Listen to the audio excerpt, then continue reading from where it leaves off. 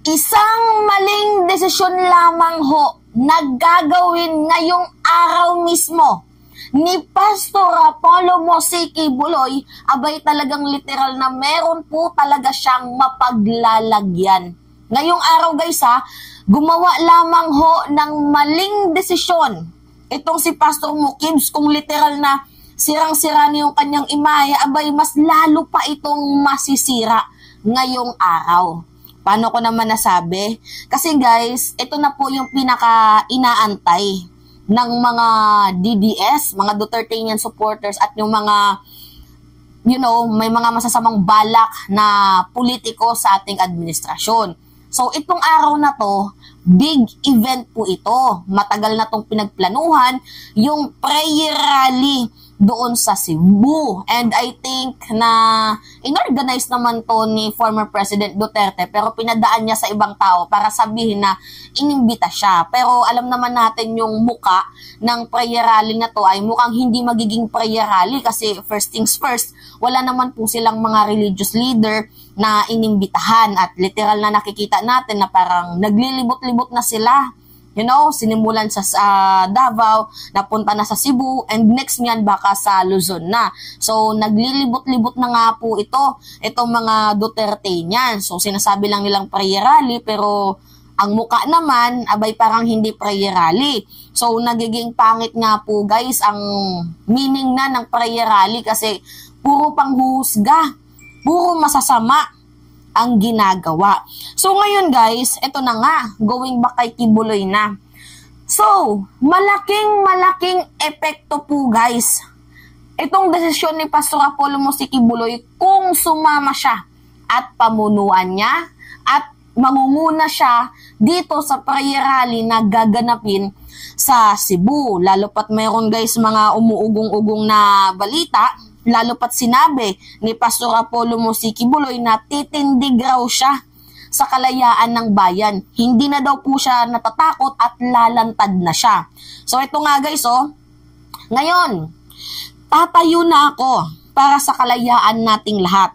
Lalantad na ako, hindi na ako natatakot. Tayo ay magkaisa na ngayon. Sa binitawan niyang statement niya na yan, madaming mga umuugong-ugong na balita and madami ding nag-message sa akin na itong si Pastor mo, Kibuloy, abay malinaw na baka daw umattend, hahabol sa prayer rally sa Cebu. Kung umattend man, itong si Pastor Apollo Mosique Buloy di umano, dahil yan po yung mga umuugong na balita ngayon, lalo pat mga naririnig kong message sa akin ng mga followers ko. Kung totoo man pong umattend, itong si Pastor mo, Kibuloy, at panindigan niya, sinabi niya na tatayo na daw siya, titindig siya, lalantad siya, magkakaisa na daw, 'di ba? Para, gurgurin ang administrasyon ni President Bongbong Marcos. Ito na po guys ang magiging rason para hindi na po siya magdahilan, mag-alibay na nasa security threat ang buhay niya.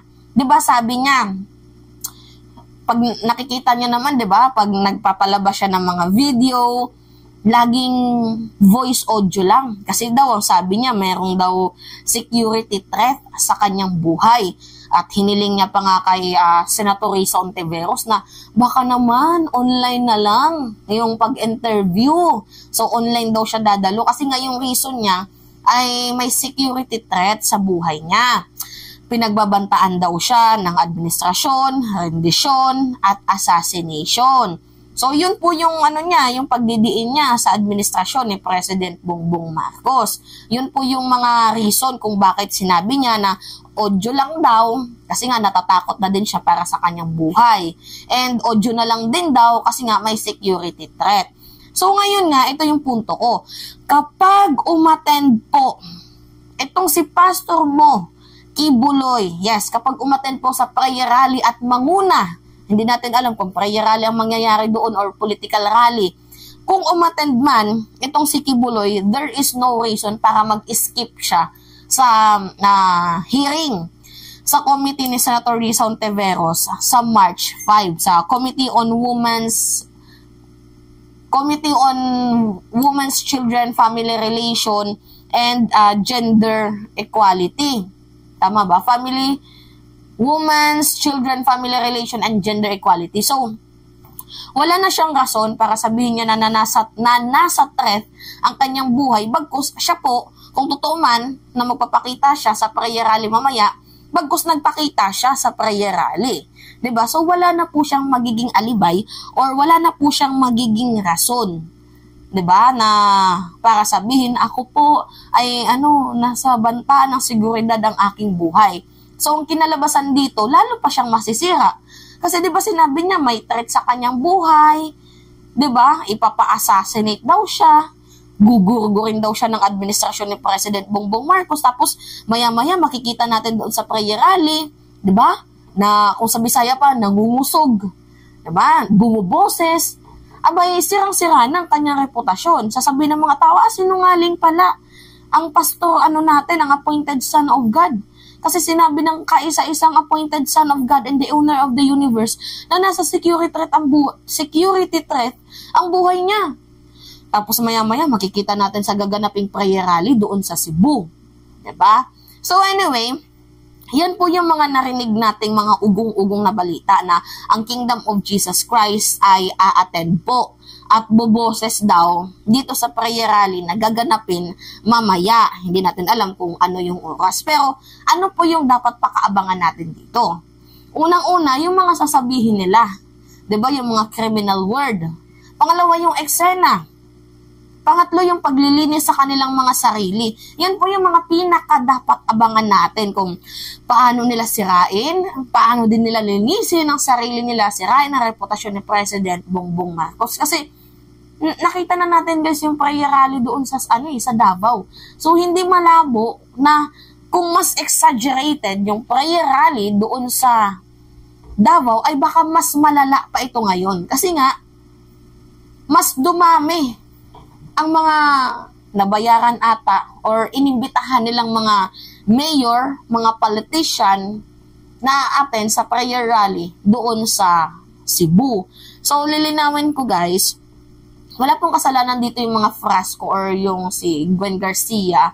Wala po silang kasalanan kasi hindi po talaga nila mapipigilan yan kahit pa nasa administrasyon sila ni President Bongbong Marcos. So, ang kasalanan lang nila Frasco dito kung umattenden sila para sirain, di ba, para maggatong dito sa apoy ng mga Duterte. Yan po yung aking nakikita kasi kailangan talaga nilang pumirma ng permit eh.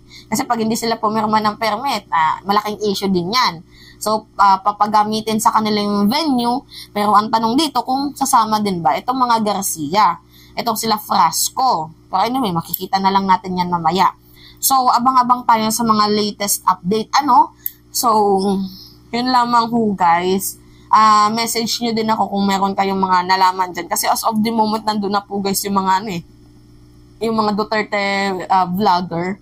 Kung meron man din doon mga BBM vlogger, pero para mag-capture lang ng event, hindi para makigatong. So anyway, yun lamang ho guys, at it's me again, si Mima Alicia nyo. Nagbabalik ulit para sa ating panibagong video.